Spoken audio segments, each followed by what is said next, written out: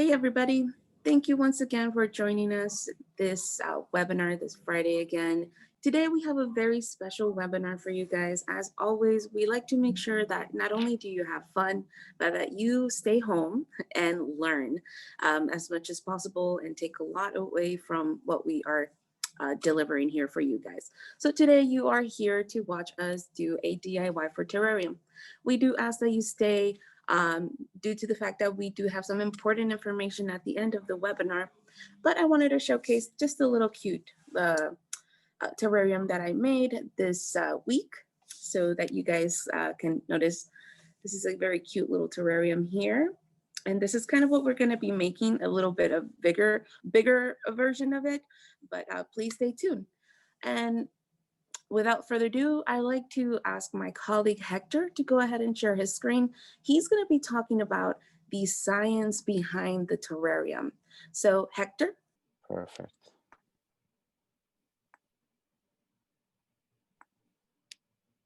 Awesome. So thank you so much, Dinah, for the wonderful introduction. And like Dinah mentioned, today we're going to be talking about terrariums. And I didn't know anything about terrariums, so this is very exciting for me as well. And I have a couple of examples right here on screen. And this is basically what they look like. And later on in this webinar presentation, Dinah is gonna show us how to create one using very simple materials. So I guess the first thing that we need to tackle is, what is a terrarium? So a terrarium is basically like an aquarium, but it is made for plants instead of fish, and it is made out of just about any type of glass container. It is planted to look like a miniature garden or a small forest that is enclosed in its own little environment. And the cool thing about terrariums is that you can use different types of plants and also decorate it in various different manners. My coworker Nicole is going to be going into detail about the materials that you can use, but there's a lot of options that you can do to create your own terrariums. So that's a very exciting process, especially if you don't have a lot of room where you live. This take up very little space.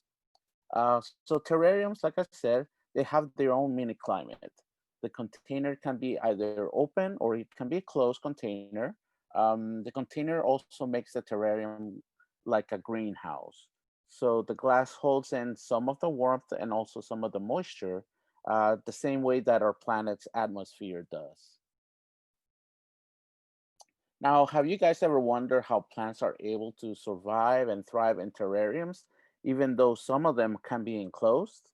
Well, the answer to this is actually in a three-part or three naturally occurring processes that take place. And these are photosynthesis, respiration, and the water cycle. So we're going to be covering about these. And you may already be familiar with some of these terms, but we're going to go over them for those of you who might not know exactly all of these different processes that take place.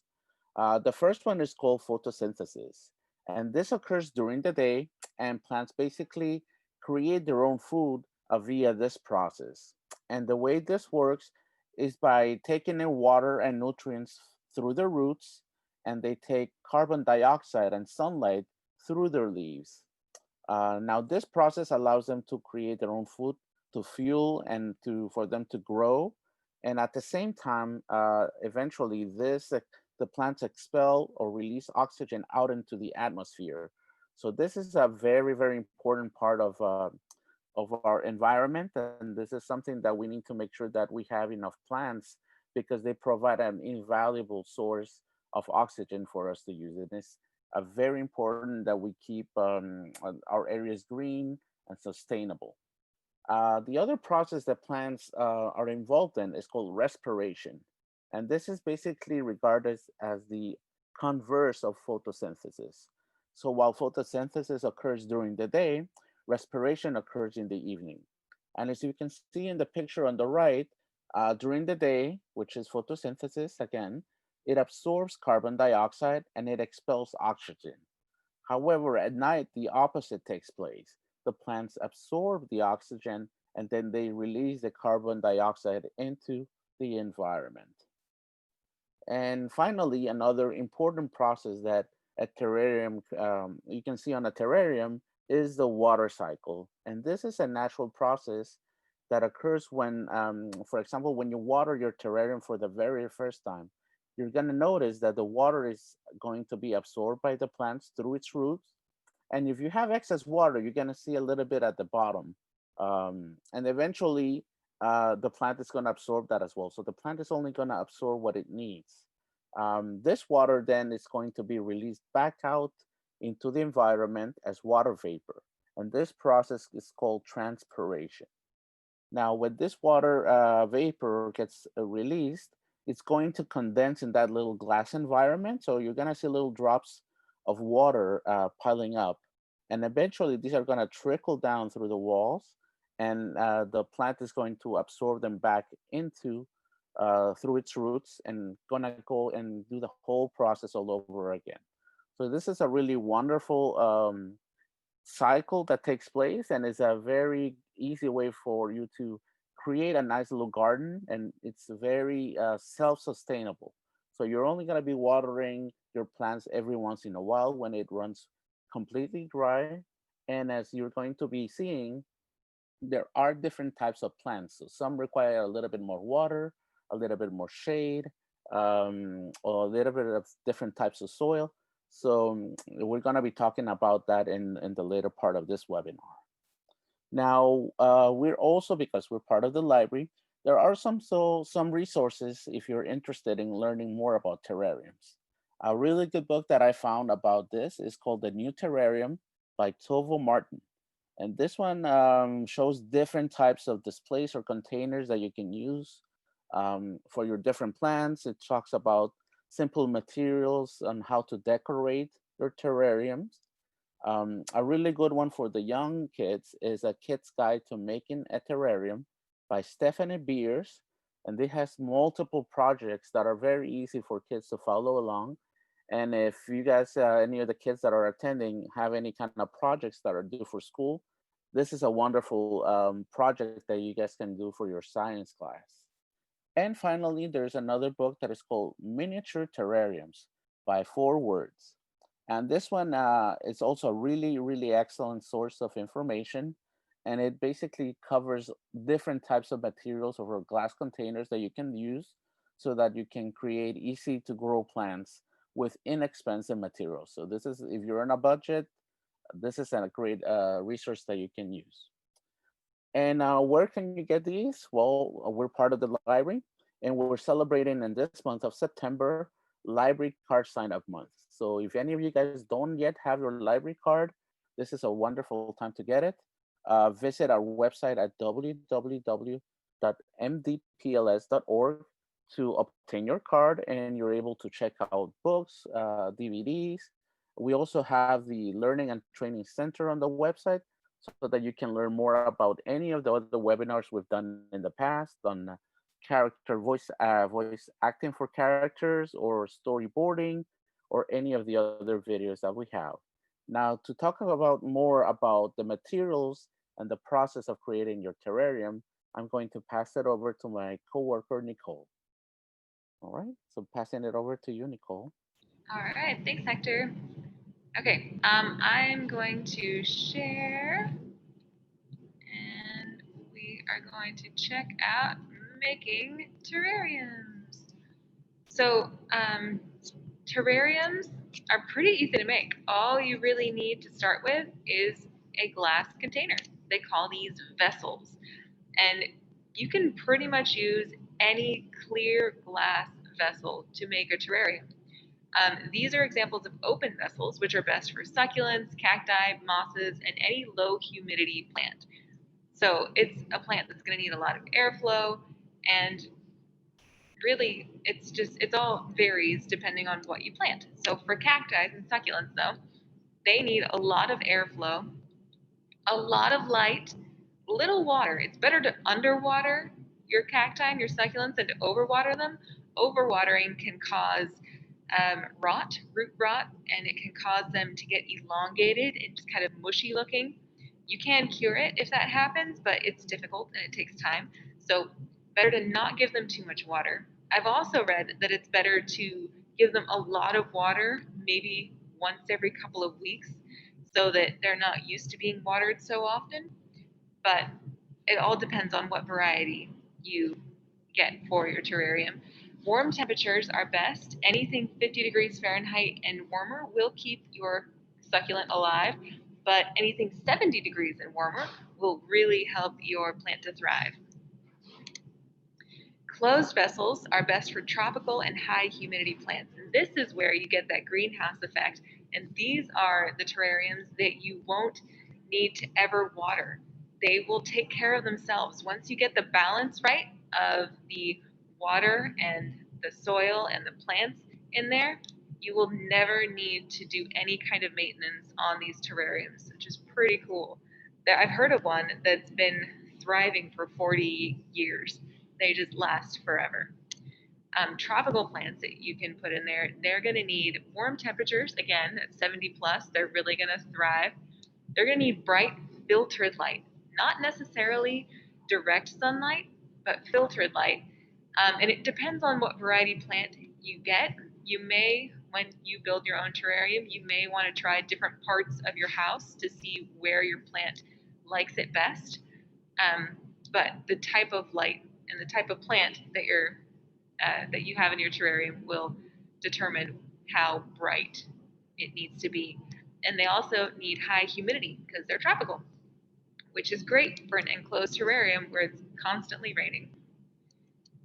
Mosses can thrive in open or closed vessels depending on their variety, and they need indirect sunlight. Which, if you've ever been in the forest and you see moss, it's always on the ground or at the base of a tree.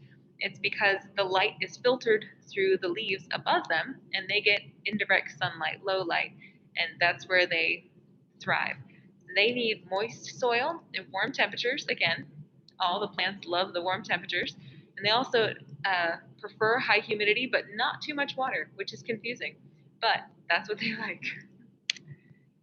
Hanging vessels, you can put a regular open air terrarium in a hanging vessel. It can look really cool, but they're best for air plants because look how amazing they look. Air plants are just so much fun. Um, and air plants, they don't have to be in glass either because they don't need soil, they don't need water. They can just be in the air. So for air plants, they need a lot of airflow. They need direct sunlight. They want to be right next to your brightest window in your house, and they'll need a weekly soaking. So you're going to take them out of whatever you have them in, if it's a screen or a glass vessel, whatever it is that you have your air plant in, you're going to remove it from that place. You're going to soak it in water for 30 minutes, and then you can put it back. If you're in a really dry climate, you're going to want to mist it with a water bottle that you just spray on them every once in a while whenever they're looking a little down. But you're not going to want to mist them too much because it could hurt them. And they also like the warm temperatures. Yeah, these ones just look really cool. They're fun. So building a succulent terrarium, we are going to be demonstrating a succulent because it's one of the easiest terrariums to build, and it's pretty inexpensive to create one. So in order to do that, before we start any of these steps, actually, you're going to need a vessel. You're going to need a clear glass something to put it in, whatever you like. It could be something recycled. It could be something you found somewhere, something you bought specifically for this purpose. Whatever it is, you're going to wash it out very carefully, and you're going to use warm water and soap, and you're going to rinse it until it doesn't smell like anything, until it's perfectly free of residue. So after you've got your vessel ready to go, you're going to place rocks on the bottom for drainage. Whenever you water your plants, it's going to go through the soil and down to the bottommost layer of your vessel. And that is what the rocks are for, to keep your soil and your roots out of the standing water so that your plant will stay healthier. So on top of your rocks, you're going to put some kind of filter. You're going to need a screen, or I use butcher paper in one that I'll show you in a little while. Or some people use a thin piece of plastic that they poke holes in. And this will keep the soil from falling down into your rocks, but also allow the water to drain out of your soil. So step 3 is your filtration layer. You can use moss, spongy moss, or charcoal that you can find in gardening stores, or charcoal that is used in some fish tanks. This charcoal will help filter the water and filter your soil. Step 4 is adding soil. If you're buying a plant or even just digging up a plant from your garden, it's going to have soil around it already. So you might just want to use the soil that came in the pot, or if your terrarium is bigger than the plant that you have bought at the store, you're going to need more soil. You're going to want to make sure that your soil matches with the type of plant that you are planting. So you don't want tropical mixed soil for a cacti. You're going to want a succulent or a cacti soil, something that's going to have the right nutrients and drain properly. Step 5 is adding your plants. You should generally start with the largest plants first and then add smaller plants around it. This just helps it make it easier to create a more aesthetically pleasing look. And it can look any way you want. You can design this thing any way you want. It's for you. It's your terrarium. And step 6 is the decoration or the top dressing. So in this picture, we've got rocks and pebbles, which look really cute. But I mean, you could put literally anything at all you want in there. You could use um, glass. You could use beads. You could use pebbles. You could use little toys around your house. Anything you want to put in there to decorate your terrarium. And those are the steps. And I'm going to hand it over to Dinah to talk more about terrariums. Thank you, Nicole. And thank you for that great explanation. Now, she went through the steps, but now I'm going to show you how to actually do it live. But before we do that, let's talk about some of the materials and the care. Okay, so some of the materials that I'm using today, this is a picture that I actually took of all the materials that I'm using today. So we have a vessel. This vessel I actually bought at a thrift store. It cost me 25 cents. So you see, you don't have to spend a lot. The one thing that I did kind of spend on was the succulent because I obviously didn't have that and I needed to buy that. I got myself a cork, a skewer stick because I like to make vegetable shish kebabs. So those are delicious. Anyways, I got some tweezers, a spoon because I don't have one of those fancy little paddles for the soil. Gloves, of course. I got some rocks from my front yard. Don't tell my landlord. And I got some craft paper. I have moss instead of charcoal, but you could also use charcoal as well. It is a little difficult to find, but you can find it like at Home Depot or I'm sorry, at any other store that have like gardening materials. And of course, soil. And some of the common mistakes that people actually create is these are some of the common mistakes. For example, too much light. You have to like Nicole said, you have to really study what type of light your plant takes. It really depends on what it is that you're planting, right? Overwatering them can definitely cause a lot of damage. It can lead to root rotting. Growing the succulent on closed terrariums, that's pretty dangerous for them. And of course, you have your fertilizing.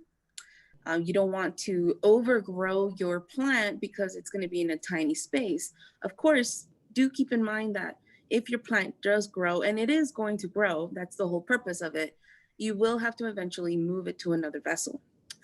A dirty vessel can also cause it some damage. And if maybe it's too close to certain heat sources, like on top of your TV, that produces some sort of radiation, which produces heat that also can damage it. So you have to be very careful as to where you're going to put them, right? And I wanted to point out the book that I personally used to help me through this terrarium journey, which is Creative Terrariums. I found this book, actually, Nicole found this book inside the library here at West Kendall, and I went ahead and used it for this whole entire process. So let's now begin. So I got my gloves on because, I don't want to get my nails dirty. So I did go ahead and added the rocks. I got them from my front lawn. You could, like Nicole said, you could use anything. Next, I'm going to put in this craft paper that I cut into a circle. This craft paper is going to serve as a separation between the rocks and the soil so that the soil doesn't fully fall into the bottom. So I'm going to go ahead and use this cork just to put it in place right there. Next, you're going to want to have your moss. Now I have my moss here in water because I need it to be moist so it's a little bit more flexible. So you want to squeeze out all that water out, right? So what I did was actually I broke it down into little pieces so it's more flexible, like I said, and I could go ahead and place it inside and it's more movable. Let me go ahead and squeeze this out. Now it's very important to make sure that you have all the proper materials before you start, because you don't want to move your little plant into a home that you will later have to move around or you're missing something. You want to make sure that you have all your materials prepared. Now I'm using my skewer here. As you can see, my hand cannot fully fit in there. So I'm using this cork and my skewer to pat it down. So once I feel, I might add the rest of it just to give it more room. I'm sorry, just to add more and to finish off the moss, the rest of this. Let me go ahead. Actually, this moss was my friend actually gifted it to me. So, but you could find this at any gardening store. They're gonna look a little dry, but once you add a little bit of water in it, they're gonna be a-okay. They're gonna come back to life. Just wanna make sure that I'm keeping this clean. Keep sure that this is nice inside. Okay, so now I have my rocks, I have my moss. Next, let's go ahead and use the funnel. Now this funnel, plain and simple, piece of paper with some tape, you're good to go. No need to get fancy. Put your funnel inside. Got my soil ready here in my recycled mason jar. Used to be Alfredo sauce. Anyways, so I'm gonna go ahead and put that in here. Oops. I know that the camera angle doesn't really allow you to see. I'm gonna try to move it a little bit for you guys. I'm gonna put it all in here.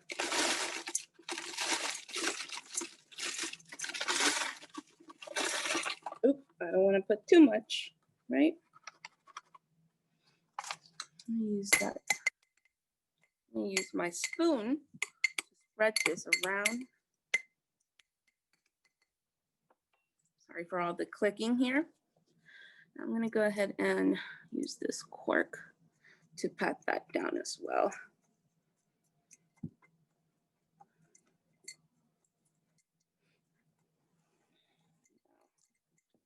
I wanna make sure that this is flat, nice and even, that there's not many like air pockets or any type of air holes in there. You want to make sure that there is enough soil for the roots of the plants to be in there. So I'm going to go ahead and add the rest of this soil.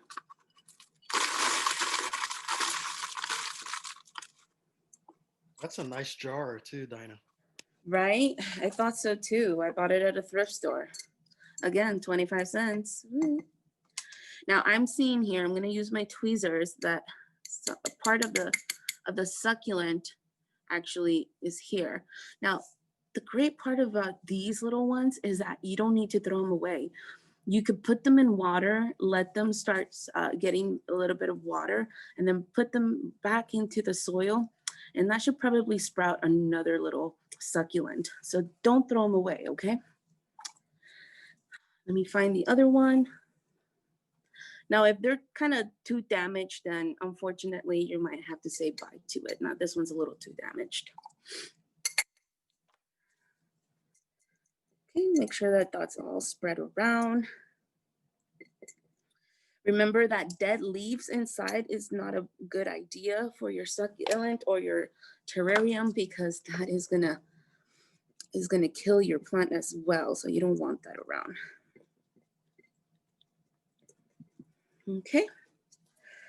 I'm gonna go ahead and clean that out a little bit too, because the soil got to the sides. Now in the chat, please go ahead and share your stories about gardening. What do you guys like? What type of plants do you like?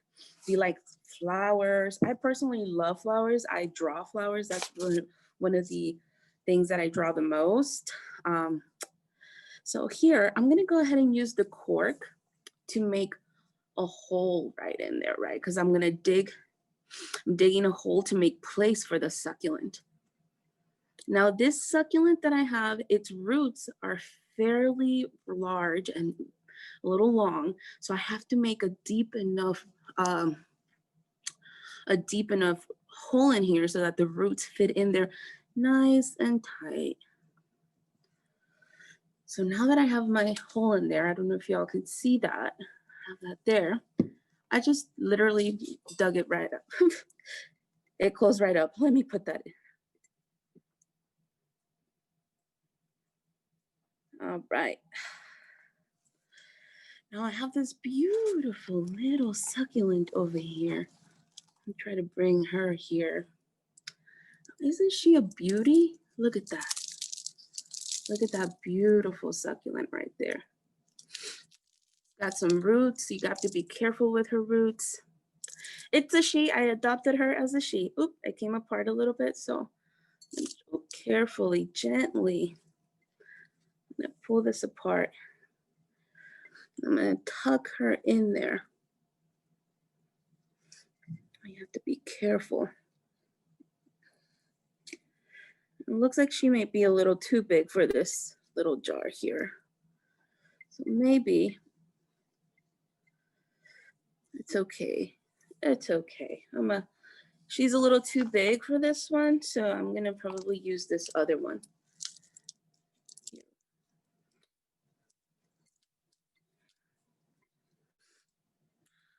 go ahead and let's gently with the tweezers, you can maneuver it so that you can move it, or just your hands because it didn't work.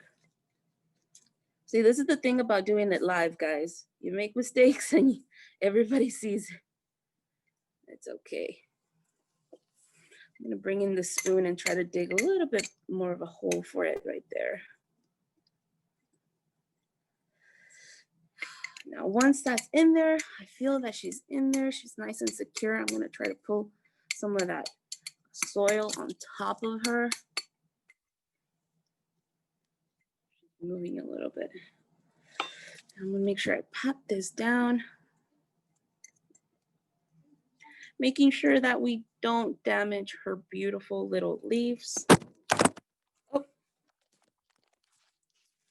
You see what happens when you're doing this thing live? Like this. It's okay. Let's see here. Now, I feel she is ready to go. She needs one final little thing. And I printed out this cute little good luck kitty. And I painted him gold. And he's so cute, isn't he? Because I don't want the little succulent to be there by herself. So I'm gonna add this little guy in there. Grab my tweezers. Tuck him into place. And that provides a little bit of also like it helps the succulent not move so much, keeps it in place as well. Might have to play with that a little bit more.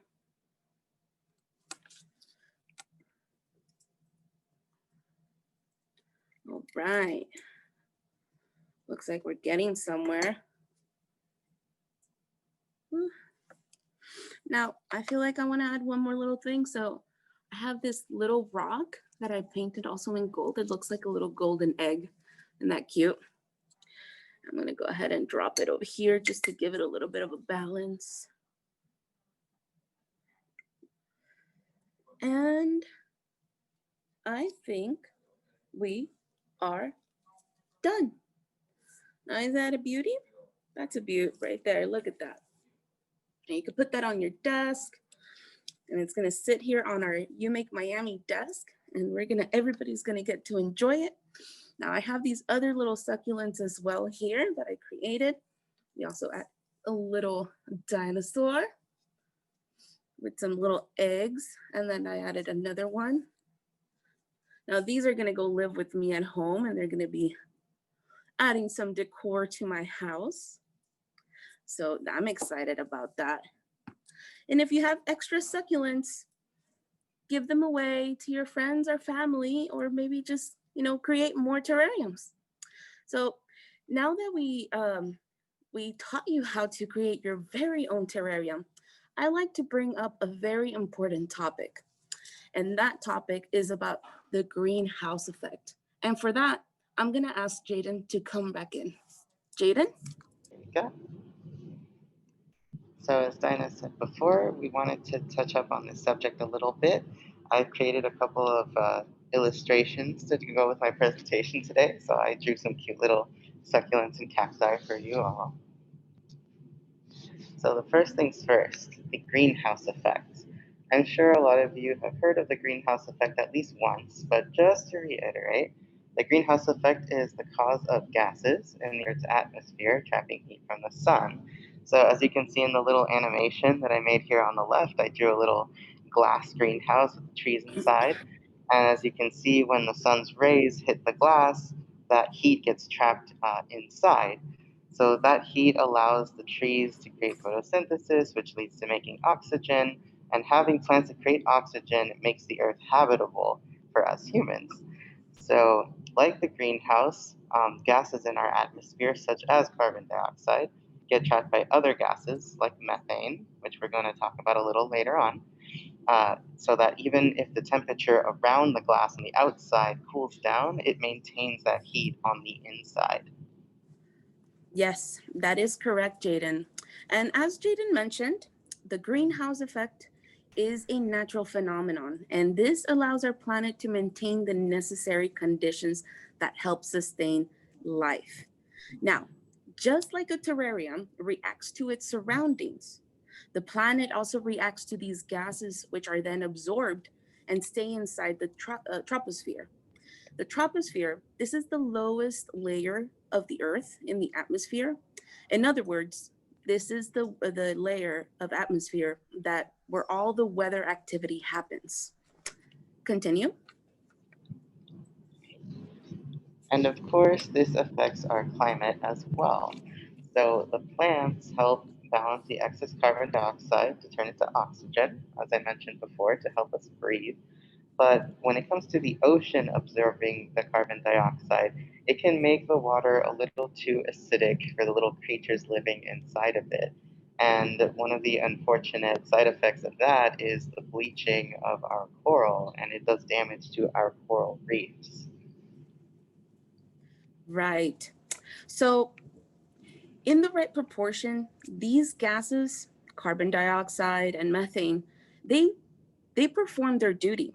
They keep our planet habitable. They keep it not too cold, not too hot, right? That's the purpose of these gases. But when the concentration of these gases increases, this disturbs the balance, which then leads to what now we call climate change.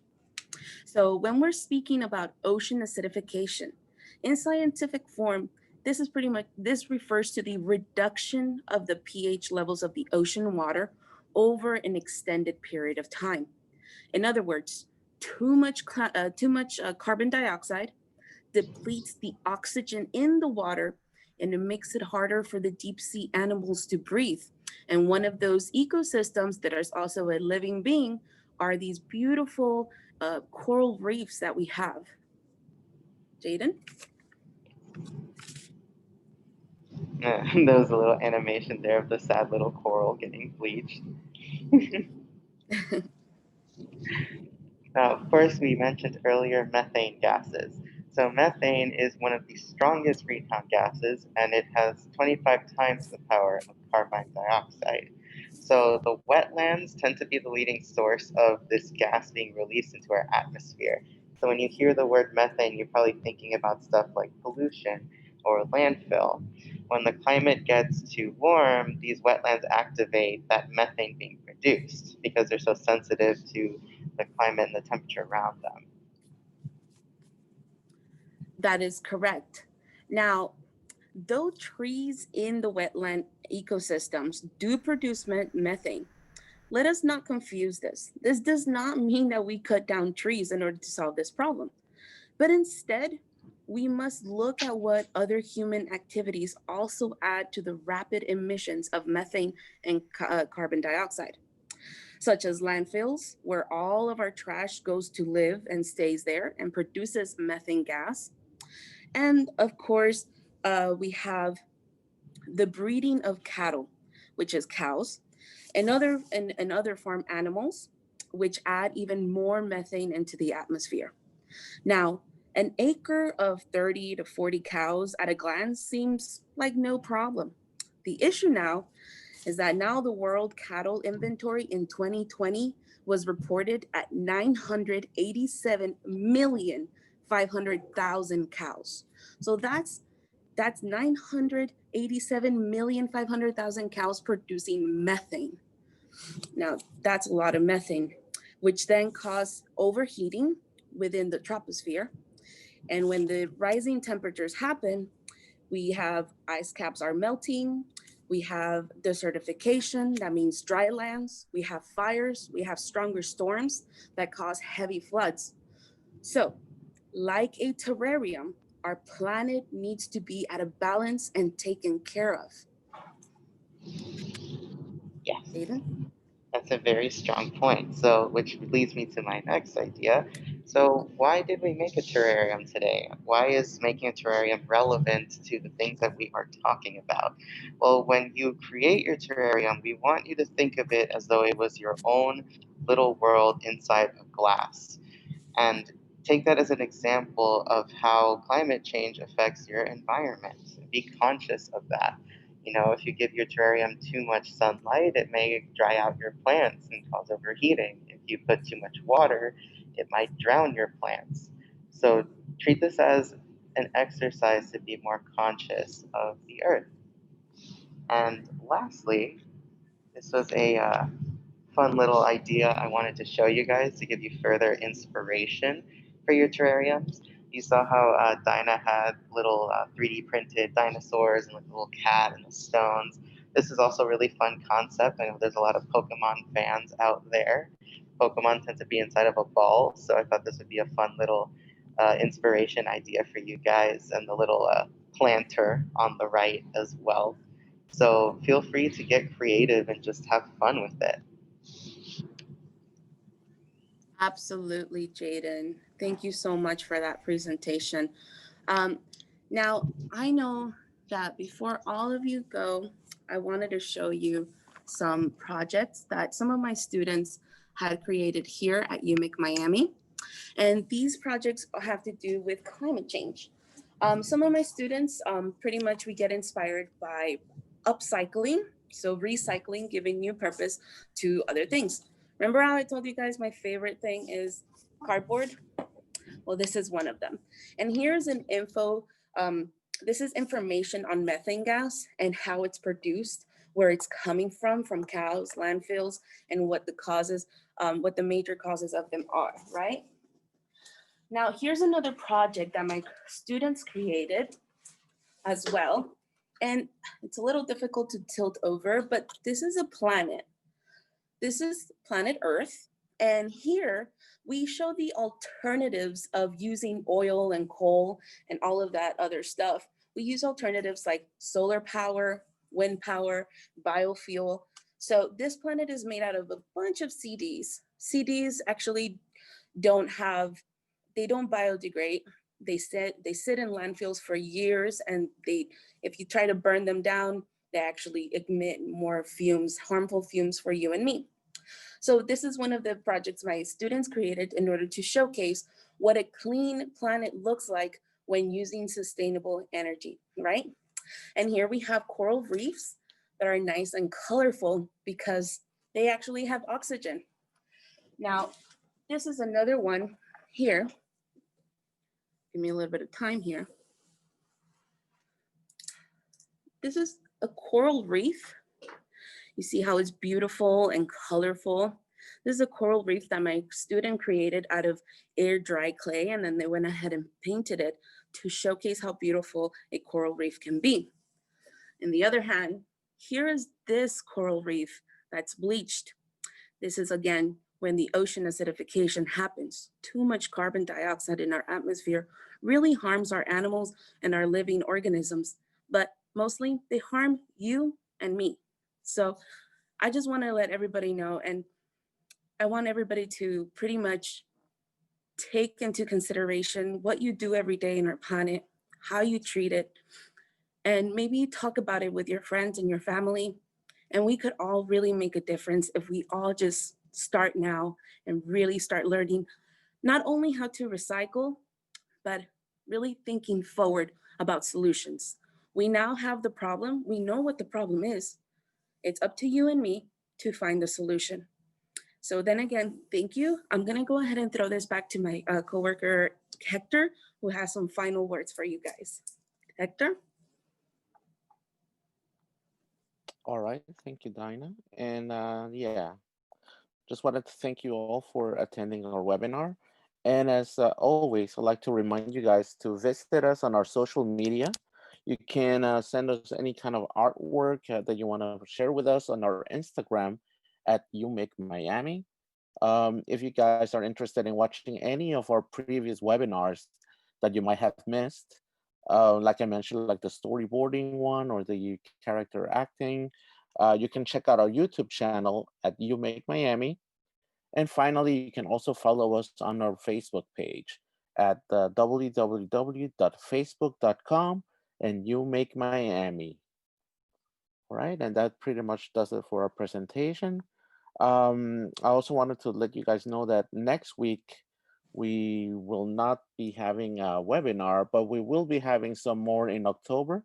And to talk about more of that, Dinah, I'm gonna pass it over to you, some of the October webinars. Yes. So in October, like Hector mentioned, we will be not here for the first week. Um, it's my birthday. Yay. But that's not the reason why we're not presenting. Uh, but the first week, I'm sorry, the second week of October, we are going to be doing. Jaden is going to be giving us a wonderful um, webinar on photo bashing using. I'm not sure what software she's going to be using. He is going to be using, and we're going to be doing some costume design because it's all Halloween. So we're pretty excited about that. We're also going to be talking about possibly some Halloween DIY decor. So that should be fun. And of course, one of my favorite ones, Halloween makeup. So that's going to be so much fun. I'm excited. You should be excited. Tell your friends, tell your family, tell everybody, and come and join us. And thank you once again for being here this Friday. Inspiring. So you inspired me so much that I went ahead and made my own terrarium. So don't you dare laugh when I show you. I'm trying to get Please show us. all Please on show the Let's us. see it. Let's screen. I don't know see how to do that. How come everybody's not on the screen? Anyways, all right. You guys ready? Yes. Yep. It's hard to see because there's a glare. Let's see if I can get that. Can you see my little succulent in there? Yeah. Ha, that's so cute. I have to do some replanting because I didn't know about all the layers. So I've got to make a layer of Rocks. a draining layer. Yeah, Mm-hmm. maybe something in the middle, and then also What are those little are those mushrooms? no, these are like little beads because Ah, I actually make jewelry. Also, you guys don't know a lot of stuff I do, so these are some beads that I have that I've been using for different projects. But yeah, pretty cool. It's That's cute. super cool, Marlon. I know Marlon has a green thumb. He's yeah, more than me. I'm really big on plants and gardening, and I used to have my own garden. I don't have anymore, but I am going to be creating one again soon. But yeah, I like to grow tomatoes and okra and what do you call those things? Like calabashes, different types of potatoes. I really love gardening, and I agree, Dinah, that it's important, not only to know about the issues of climate change and how it affects us, but also to know how to grow your own food and to know how to, have plants around. You can see in my house right back there. There's one of the snake plants, and I have a lot of different plants around because it's good to keep that oxygen going inside of your home. But also that's why we have a lot of heat problems in outside is because people are cutting down trees and what used to be forests all around are now concrete jungles, and we have to keep Mhm. planting trees, keep gardening because it keeps the oxygen going and it lowers the temperature across the earth. So Nicole, didn't you make a terrarium, or are you not able to show us? It did, yeah. Yeah. This was just made out of a recycled jar that we found in the YOUmake space in West Kendall. And I think it was a peanut butter jar. Yeah, And then it was. we used rocks that we found outside and butcher paper and same moss and soil, and everything was recycled pretty much except for the plant that Dinah gifted to us over here at Miami Beach. So Nice. Yeah. thank you. We 3D printed this little guy, and Wow. there are little beads in there that we just found that don't actually function like beads anymore. So yeah, this is our recycled terrarium. And actually, all of these are all, recycled. Again, like I told you, these little things literally cost me 25 cents at the thrift store. So, and of course, the peanut butter jar, I was the peanut butter eater. Uh, you know, I ate that whole entire jar of peanut butter, washed it down, and then I just, use it for any other thing. Keep in mind that it doesn't only have to be for terrariums, it could be for any other crafty things. I use jars all the time to keep my brushes, my paint brushes, other little, nicks and knacks that I have in there, or like miscellaneous items. So you could just get creative, guys. Yeah. Thank you again for joining us. And I think we're signing off. Yay. Bye, Thanks, everyone. guys. Have a great weekend. Have a good weekend. Bye. Thank you, everyone. Thank you. Thanks, guys. Bye.